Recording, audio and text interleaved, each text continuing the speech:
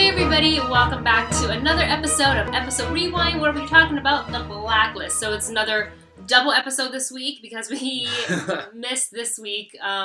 If you follow our vlog, I will do an update at the end of this month, beginning of March, explaining why. It's because of me. It's not my fault. It's not his fault. It's totally mine. My job gets in the way. For once. Yeah, it's not my fault.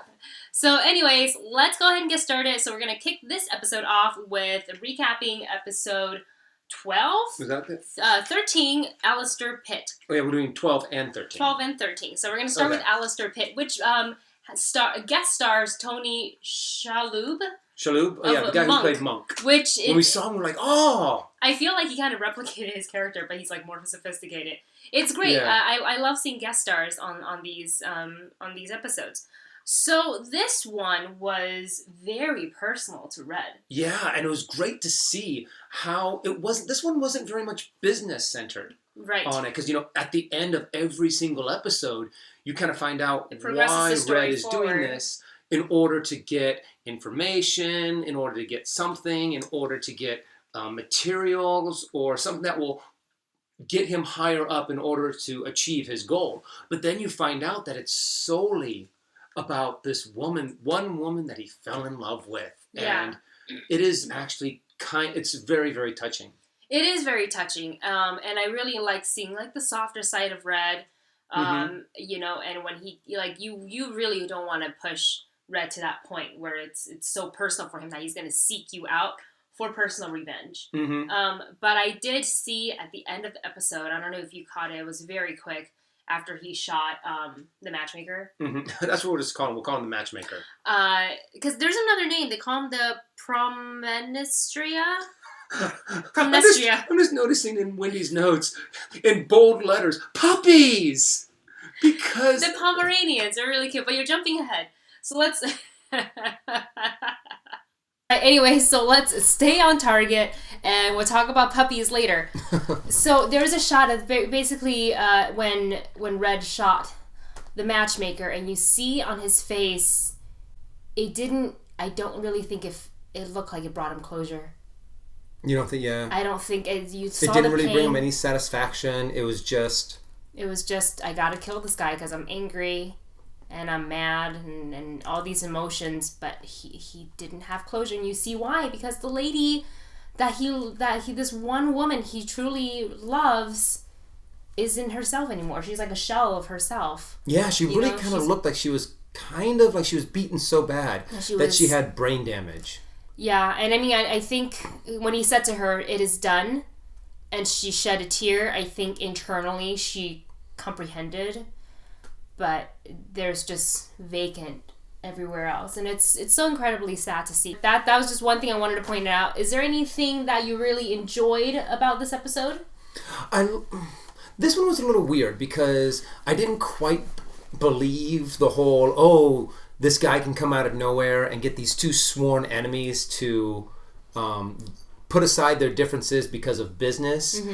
But then it showed in that one during the wedding that, they were just planning to kill everyone anyways. Right. So, and I would think that would have happened sooner than later in this guy's profession, the matchmaker's profession, that they would have been like, oh, yeah, we'll go along with you. We'll go along with this deal. And then, no, the whole plot is to bring in guns and then kill all of your enemies all at once. I wonder what would have happened if Red hadn't interfered. And if Dembe hadn't overheard the plan. I wonder how it would have, what the outcome would have been, and what the matchmaker would have at one point stepped in, or would have been like, well, you guys all just killed each other, and I might wash my hands of this anyways. Yeah. Because no one really knows who he was. Really hard to track down. I think for you, did any other positives that you wanted to point out? Besides the emotional struggle that Elizabeth was going through, I actually really felt bad for her because she's always wanted this kid, and she's been told throughout her, obviously the reason why she was adopted in season 1 was because she can't have one. Mm-hmm. And then finally she's actually able to have one, but she's now at a point in her life where she can't. She doesn't feel like she can have one. Mm-hmm. She doesn't feel like she can have one, and to make the choice to put it up to adoption, and she's trying to have an open adoption so she can have some sort of a relationship with the kid, know what her kid is up to growing up and stuff, and she can't even have that because the second they find out who she is, they're like, oh, well, she's a criminal or she's a traitor, and even though... And that's how everyone treats her, even the cops, comrade. Oh, Comrade Rostov, don't call me that. And I'm like, she was exonerated. That guy was a jerk, by the way. Yeah, when he came and was like, I knew it. I knew you guys were together. And he gets shot, and I was like, shot in the neck. Red just goes, I really didn't feel bad because I felt like that would have just put the whole task force in danger again, going under like investigation again. For me, the positives, puppies. Puppies, the Pomeranians they were very cute. Adorable. The one with the tongue hanging out, so cute. And I liked when he was in the bathtub and he was actually talking back and forth with him. Mm-hmm. And that one puppy, the one Pomeranian, he's like, oh, great idea, you're right, I should do this. And you were no help whatsoever. Yeah. And the really standout, I think, performance is obviously the guest star, Tony Shalhoub.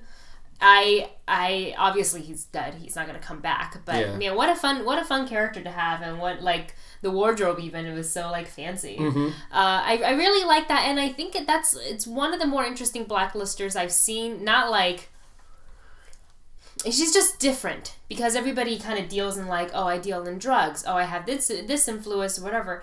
He matchmakes for mobster families, that's just I have never heard. I guess it's more instead of a matchmaker, he's more of along the lines of a merger. He's a merger. That's where he merges two families together, and it just happens to be that he's marrying not siblings. He's marrying the two different families. The Warren families, the daughter and the son, the youngest daughter and the youngest son. Yeah. So. But besides that, and Samar, it's little things that I liked about this episode. The Samar, when she was really excited to throw Liz a baby shower, and she was like, where are you registered? Da-da-da-da-da. Oh, you better go on the website, Swag for Mommy, or something like that. Swagformommy.com. And it's just... And even Elizabeth is like, who are you? Then she goes, it's part of my training as a good Jewish mother. And you're like... Okay, that makes sense. All right, that makes sense. So I enjoy those little tidbits, but beside that, nothing really stood out for me. It wasn't one of my favorite episodes. I liked just the one thing I really liked was seeing Red's personal side peek out a little bit more. So with that, let's move on to... This one was a little bit more of a filler episode because the story didn't get progressed. You kind of learned a little bit about the adoption. Yeah. But then it's more about, I guess, character development. Mm-hmm. Let's go ahead and move on to negatives. So Dustin, do you have anything that you really didn't like about this episode? This was a very lukewarm kind of episode for me. It was entertaining, but I wasn't really disappointed in any performances. Mm-hmm. I still want to see more of Dembe. Yes. Because he's always so cool when he's on set. Yeah, what happened? He was getting all these really, really, great moments and lines, and now he's back to being the background again. Yeah. And I guess that's his role, but I want more. More Dembe. and you didn't really get to see much of any of the other side characters. You didn't get to see much of Wrestler. You didn't get to see much of anyone on the team. Right. The only person I guess I would say who really had his story is Tom. Yeah. Because he's now forced to go and work this job with his ex-lover. Yeah. And for anybody out there who used to watch Revenge, I'm pretty sure that was fake Amanda from Revenge. Gina. Oh, yeah, that's right. The one who got pregnant. Right. I felt bad that he had to, for the whole situation, having the money and, just needing to do this job in order to support and he's so kid. Desperate to have a normal life. He wants to go back to what he was pretending he had with Elizabeth before everything happened. Yeah. And he wants that so bad that he's willing to blindly go in. I mean, even as soon as he got the job, both of us were kind of like... He's dead. She's going to kill him. Yeah. And he was just so desperate that he was willing to look past that to where everyone else... Yeah, we were all sure that he was going to die. And by her hands. Yeah. She gave him a chance and everything, but obviously his heart is with Liz, and he wants the baby, he wants the family. And it breaks my heart to see him trying so hard, But he's not even really having a say in the adoption even. Yeah. You know, she's just like, well, I'm just doing this and you're far, far away. So I did like the little undercover op that they, you know, for the heist, for the jewelry heist, where he pretended to be FBI. Was that in the next episode? That was in the first one. I don't remember. It's in one. We watched 2 episodes together. So everything's a little blurred together, which is the same thing. Jinx, you owe me a Coke. I said blending. You said mixed together. Oh. Completely different. All right. And with that, we're going to move on to episode 14, Lady Ambrosia. And I really liked this episode. This one was really good. It was creepy really from the get-go, from that little nursery rhyme that Red and Liz were kind of... what's the word? Yeah, he was saying to her and then she finished in the house. It's very creepy, and especially anything having to do with children. And the fact that they found this kid... And they're like, well, he's been dead. I'm like, what? What's going on? And it was crazy to see him, you know, open the opening sequence, to see him in the grocery store with, like, bloody footprint and just eating in this paint on his face. And I'm like, is this like... The fact that he goes straight for the candy, you know, just kind of shows what mindset he was in. The fact that, you know, there's obviously something wrong with him. The kid who played Ethan...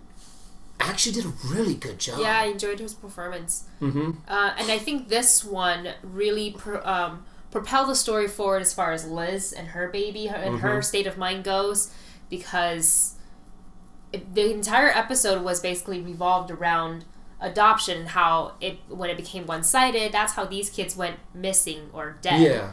And when the one parent didn't want the child and the other parent did want the child, and they couldn't put it up for adoption because you need both parents' consent, so they had the baby and then the child went missing. Or the child died. And I really like that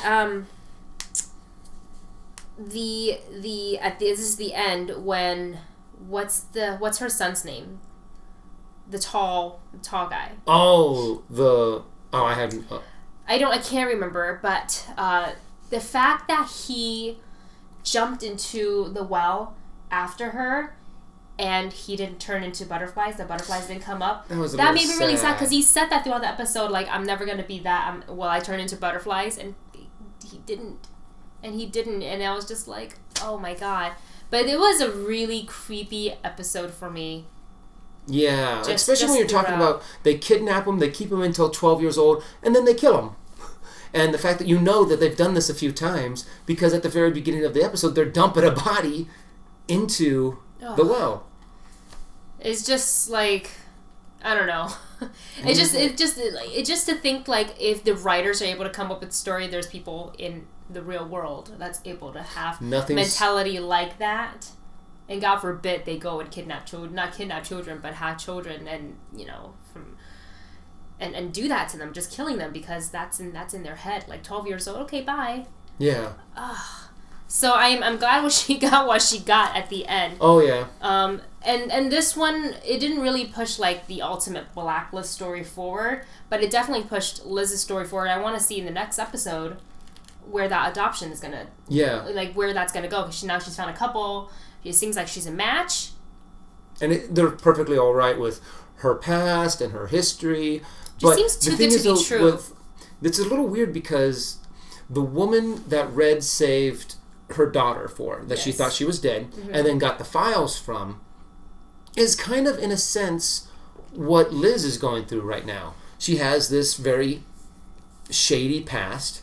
We don't know what it was, but she's definitely someone was some kind of operative, and then had a baby, and then lost the baby, and then now she's still trying to live her life normally, but then still aches for that child. Yeah. And we don't know if before all of this, when she was having the baby, she wanted to give it up for adoption, and now kind of regrets those thoughts. Yeah.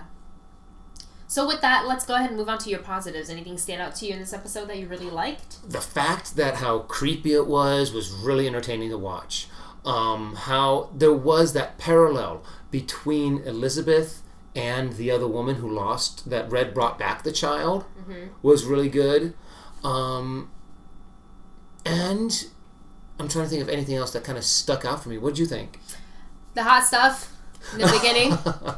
That was just fun to have a woman just throw herself in Red's face, and he was just like, "No, thank you." Oh yeah. No, thank you, and every time he goes to the DMV, it's the same speech. How dare you let me wait 45 minutes in this petri dish of humanity, and it's like hilarious to Red. It's just like he's like, these people are so beneath me. I can't believe I'm sitting next to them. And then he brings in, and he's saying, yeah, if you find this woman for me, I will give you 2 blondes that are willing and able and willing. Oh yeah, and the puppies. And then he brings in the puppies are back, and they're playing this game back and forth. So cute. It's like, I don't want them. Okay, fine, just give me the dogs. I love dogs. Yeah. I like the episode as a whole. I liked it much better than the previous episode. Mm-hmm. And I think after this, I feel like we can kind of look to seeing maybe the talk of Cabal coming back and working their way back into an episode or something like that. Well, because the last 2 weeks, this is 2 episodes, and the week before that has all been blacklisters. Not just that, but he brought up the whole, hey, the Cabal is only one member of this huge group of this whole crime lords that are going underneath. This is the Cabal, and this is their competitors, and these are their other competitors who are fighting with their other competitors, kind of thing. Yeah, so I just can't wait for us to get back into that, because now they're pretty much smack dab in the middle of the season. I think they got about 10 more episodes to go. Mm-hmm. Maybe 9 more, depending on how many episodes they've ordered. 24, 22, something like that. Usually in a season like that. Yeah, so this just leaves us... The only thing that leaves me hanging is Tom going to survive. I think if they were going to kill Tom, they would have made it a little bit more of a clear death. Instead of him fighting and going... and then dying. So then what's going to happen? Because the kid found him with with a knife to protect himself, but he's like bleeding out. It was a pair of scissors. Oh, a pair of scissors. So, but then he collapsed, and then they wheel him into the hospital. Right. So what's going to happen? Because are they what credential does he get? Is he going to be known as Tom, or is he known as Jacob? Well, actually, he's probably going to go in as a John Doe. Well, actually, no, because they know him because he's testified. Yeah, so just I am really, that's the one thing I'm really looking forward to next week. They're going to have to touch on Tom. I don't think they're going to make us wait like a whole nother week, but I guess we'll find out. Yep. Alright guys, so thank you so much for tuning in to this episode Rewind.